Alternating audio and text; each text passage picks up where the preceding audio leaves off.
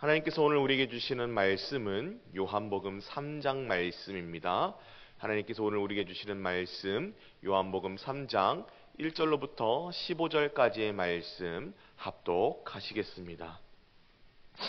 요한복음 3장 1절로부터 15절까지의 말씀 1절로부터 15절까지 함께 합독하시겠습니다. 그런데 바리새인 중에 니고데모라 하는 사람이 있으니 유대인의 지도자라. 그가 밤에 예수께 와서 이르되 랍비여, 우리가 당신은 하나님께로부터 오신 선생인 줄 아나이다.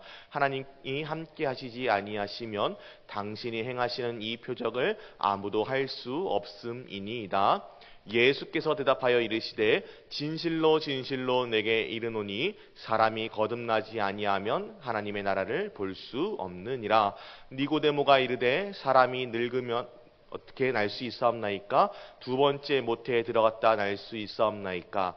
예수께서 대답하시되 진실로 진실로 내게 이르노니 사람이 물과 성령으로 나지 아니하면 하나님의 나라에 들어갈 수 없느니라.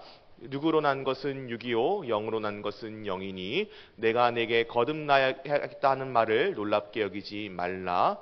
사람이 임의로 불매 내가 그 소리는 들어도 어디서 와서 어디로 가는지 알지 못하나니 성령으로 난 사람도 다 그러하니라. 니고데모가 대답하여 이르되 어찌 그러한 일이 있을 수 있나이까? 예수께서 그에게 대답하여 이르시되 너는 이스라엘의 선생으로서 이러한 것을 알지 못하느냐? 진실로 진실로 내게 이르노니 우리는 아는 것을 말하고 본 것을 증언하노라. 그러나 너희가 우리의 증언을 받지 아니하는도다. 내가 땅의 일을 말하여도 너희가 믿지 아니하거든 하물며 하늘의 일을 말하면 어떻게 믿겠느냐? 하늘에서 내려온 자 곧 인자 외에는 하늘에 올라간 자가 없느니라. 모세가 광야에서 뱀을 든 것 같이 인자도 들려야 하리니 이는 그를 믿는 자마다 영생을 얻게 하려 하심이니라. 아멘.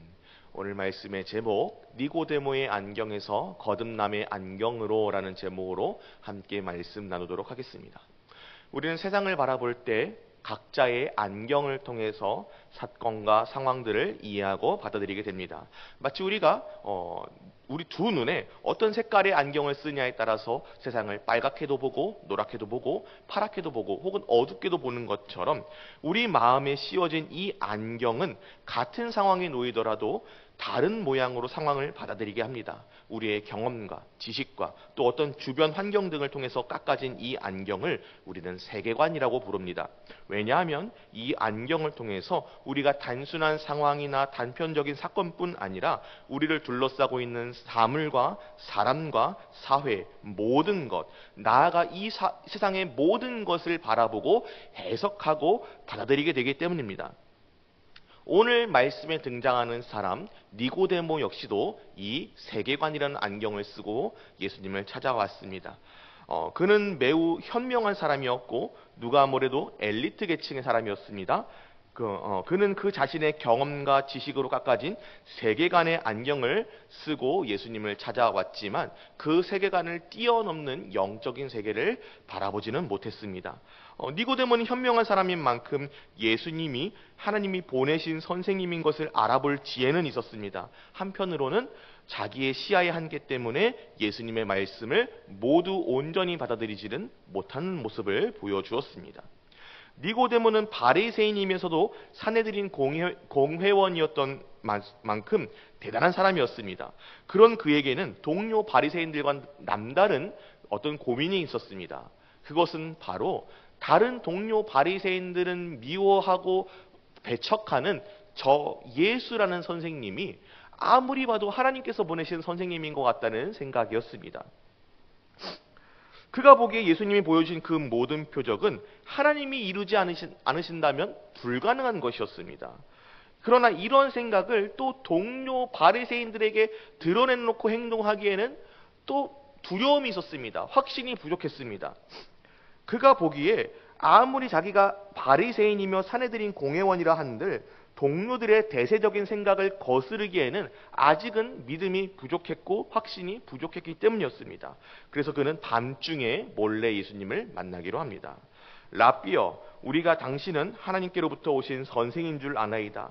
하나님이 함께 하시지 아니하시면 당신이 행하시는 이 표적일 아무도 할 수 없음이니이다 라고 3장 2절에 말한 것처럼 밤중에 몰래 예수님을 찾아가서 이렇게 고백한 것입니다.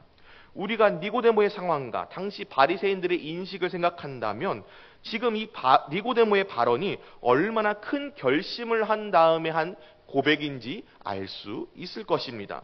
아무리 밤중에 몰래 나왔다 한들 낱말은 쥐가 듣고 낱말은 새가 듣고 반말은 쥐가 듣는다는 것처럼 언제 누구에 의해서 새어나갈지 모르는데 예수님을 가리켜서 하나님께로부터 오신 선생이라고 공공연하게 지치겠다는 것은 대단한 용기였던 것입니다. 그런데 예수님은 이러한 니고데모의 큰 결심을 그대로 받아주지 않습니다. 그냥 동문서답 같은 말로 받아주십니다. 예수께서 대답하여 이르시되 진실로 진실로 내게 이르노니 사람이 거듭나지 아니하면 하나님의 나라를 볼 수 없느니라. 사람이 대화를 할 때 내가 이런 말을 하면 응당 기대되는 답변이 있게 마련입니다. 내가 A라고 말하면 B라고 대답하겠지. A 다시라고 말하면 B 다시라고 말하겠지. 이렇게 응당 기대할 수 있는 말들이 있기 마련인데 예수님께서는 이상하게도 뜬금없이 하나님의 나라를 말씀하시면서 그 하나님의 나라를 볼 수 있는 조건은 거듭남, 다시 태어남에 있다고 말씀하십니다. 도대체 예수님은 왜 니고데모에게 뜬금없이 이런 말씀으로 대답하신 것일까요? 예수님은 니고데모가 쓰고 있는 잘못된 안경을 벗겨주시길 원하셨습니다. 분명 니고데모는 예수님의 표적을 보고 예수님이 하나님이 보내신 선생님이신 것을 알아볼 만한 현명한 사람이요 통찰력 있는 사람이었던 것은 분명합니다. 적어도 당시 예수님의 표적을 보고 예수님이 하나님이 보내신 사람인 것을 알아보지 못했던 다른 여타 바리새인들 동료들보다는 훨씬 더 몇 배는 더 훌륭한 사람이었던 것은 분명합니다. 그러나 그런 니고데모이지만 그의 통찰에는 한계가 있었습니다. 그가 쓰고 있는 마음의 안경, 세계관이 잘못되어 있었기 때문입니다. 니고데모는 분명 예수님의 표적을 보고 하나님께로부터 오신 선생이라 고백하기는 하였지만 그의 속마음은 엉뚱한 것을 좀 바라보고 있었습니다. 예수님은 사람들의 속마음을 모두 알고 계시는 분이시기에 그런 예수님이 보시기에 니고데모의 믿음 역시도 기적을 보고 잠깐 매료된 약간 표층적인 어떠한 겉면만 믿음에 가까운 것이었습니다. 6월절에 예수께서 예루살렘에 계시니 많은 사람이 그의 행하시는 표적을 보고 그의 이름을 믿었으나 예수는 그의 몸을 그들에게 의탁하지 아니하셨으니 이는 친히 모든 사람을 아시며 또 사람에 대하여 누구의 증언도 받으실 필요가 없었으니 이는 그가 친히 사람의 속에 있는 것을 아셨음이니라 라고 요한복음 2장 23절로부터 25절에 말씀하신 것처럼 니고데모의 속에 있는 이 믿음 역시도 별반 다를 것이 없었던 것입니다. 예수님은 무리의 믿음을 보셨던 것처럼 니고데모의 믿음을 보셨던 것입니다. 그래서 니고데모의 고백을 들으셨음에도 그 고백을 받으시지 않으시고 그가 무엇을 착각하고 있는지부터 짚어주신 것입니다. 예수님께서는 그의 인사를 생략하심으로 구원은 그저 기적을 바라보고 그 현장에 함께하는 것이 아니라 그의 존재가 변화받는 것, 거듭나는 것에 있다는 것을 말씀해 주신 것입니다. 또 니고데모의 안경 그 자체나 마찬가지였던 그의 유대교적 자부심과 공로 사상을 지적하십니다. 니고데모는 이스라엘의 선생이자 관원, 사내들인 공회원으로서 유대교의 최고 지도자였습니다. 그러므로 그의 아내는 이미 자신이 아브라함의 후손으로서 하나님 나라의 일원이라는 어떤 혈통적인 확고한 믿음이 있었습니다. 그러나 예수님께서는 이 한마디를 통하여서 그가 지금까지 당연하게 생각하고 자랑스러워했던 유대교적인 특권, 율법적인 행위, 인간적인 종교적 수양으로는 결코 하나님 나라에 들어갈 수 없다는 것을 가르쳐 주신 것입니다. 더하여 예수님은 니고데모의 자세를 교정하셨습니다. 그는 그 자신이 판단의 주체가 되길 원했습니다. 예수님을 선생으로 규정하고 지식적인 대화를 통해서 그 예수님의 가르침을 평가하고 자의적으로 예수님의 말씀을 수용하려고 하는 자세를 지적하신 것입니다.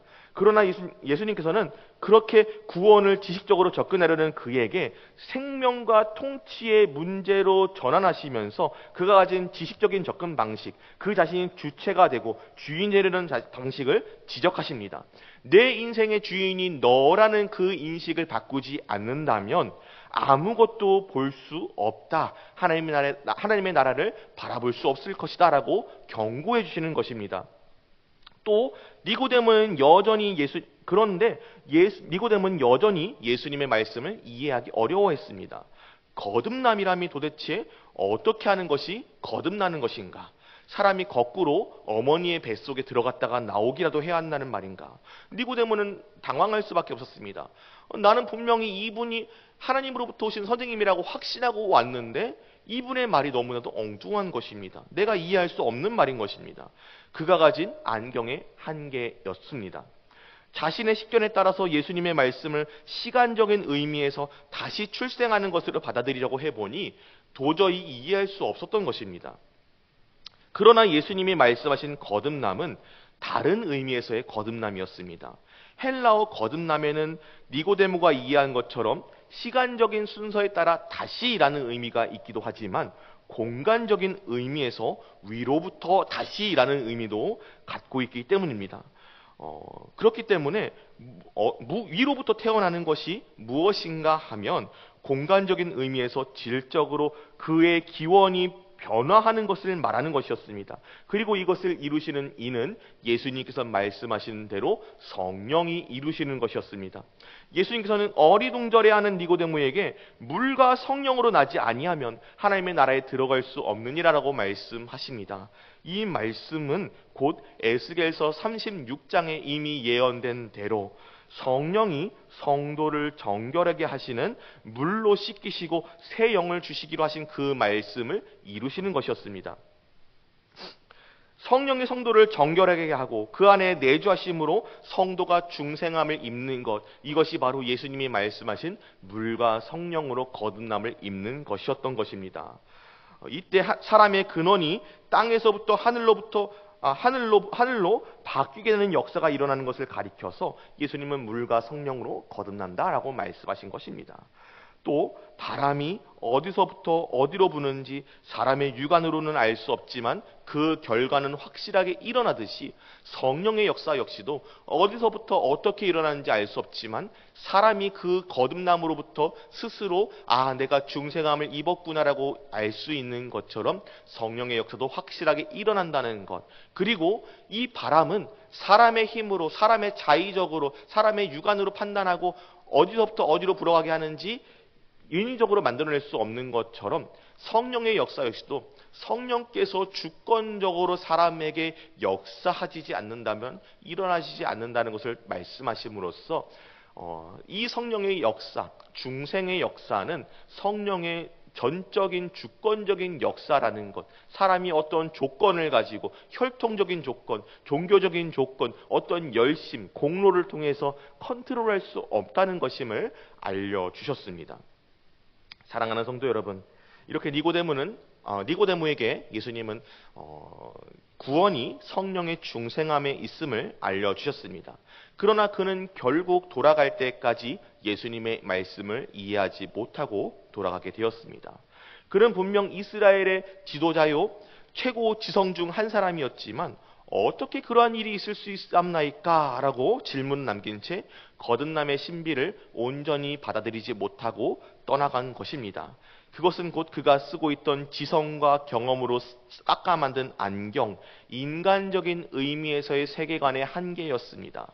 아무리 뛰어난 인간의 식견이라 할지라도 땅에서 난 육의 안경으로는 위로부터 임하는 영의 세계를 바라볼 수 없었던 것입니다. 그러나 우리는 성경의 뒷이야기를 통해서 우리는 놀라운 반전을 목격하게 됩니다. 요한복음 19장에서 니고데모는 더 이상 밤에 숨어드는 사람이 아니었습니다. 낮에 빌라도 앞에 당당히 나아가서 예수님의 시신을 요구하고 거두고 장례를 치르는 참된 제자의 모습으로 등장하는 것입니다. 그가 이토록 변화될 수 있었던 이유는 무엇입니까? 그것은 니고데모가 스스로 자신의 안경, 세계관을 바꿔 쓰겠다고 결심했기 때문에 일어난 것이 아닙니다. 이는 그가 밤, 곧 어둠에서 빛이신 예수님께로 나아왔기 때문이요. 또 바람이 임의로 불매 내가 그 소리는 들어도 어디서 와서 어디로 가는지 알지 못하나니 하신 것과 같이 인간이 통제할 수 없고 파악할 수도 없는 성령의 주권적인 역사가 그의 어두운 심령에 불어와서 그를 근본적으로 변화시키고 거듭남의 안경을 씌워주셨기 때문입니다. 예수님께서는 그날 밤 모세가 광야에서 뱀을 든 것 같이 인자도 들려야 하리니라고 말씀하셨습니다. 니고데모는 훗날 이 말씀을 십자가에 높이 들리신 예수 그리스도를 바라보았을 때 비로소 성령의 조명 아래 그것을 깨닫게 되고 자신의 율법적 안경을 벗고 거듭남의 안경을 쓰게 되었습니다. 그러므로 더 이상 그는 세상의 어둠에 속하며 표적만을 쫓던 사람에서 벗어나 이제는 예수 그리스도의 생명의 빛으로 나아와 예수님을 장래 치름으로써 3위로 찾아올 십자가의 영광을 준비하는 사람으로 쓰임받게 된 것입니다. 그러므로 사랑하는 성도 여러분, 오늘 우리가 예수 그리스도를 주라 고백하며 이 자리에 있는 것, 주 예수 그리스도를 예배하는 자리에 나오는 것 역시도 니고데모에게 임했던 것과 동일한 강권적인 은혜의 결과임을 믿습니다. 하나님이 세상을 이처럼 사랑하사 독생자를 주셨으니 이는 그를 믿는 자마다 멸망하지 않고 영생을 얻게 하려 하심이라 하신 그 말씀대로 우리의 구원은 우리의 자격이나 우리의 어떤 열심이나 우리의 어떤 공로의 의함이 아니요 하나님의 주권적인 사랑에서 비롯된 것임을 믿습니다.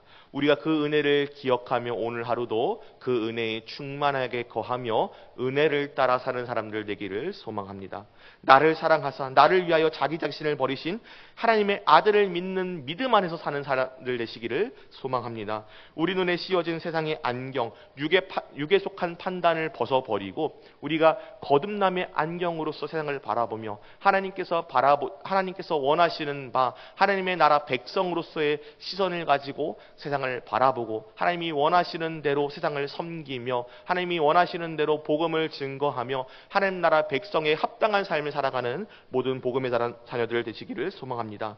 그리하여서 우리 안에서 시작하신 성령의 역사가 저와 여러분들을 통하여 오늘도 세상 가운데 널리 선포되기를 간절히 소망하고 축복합니다. 기도하겠습니다.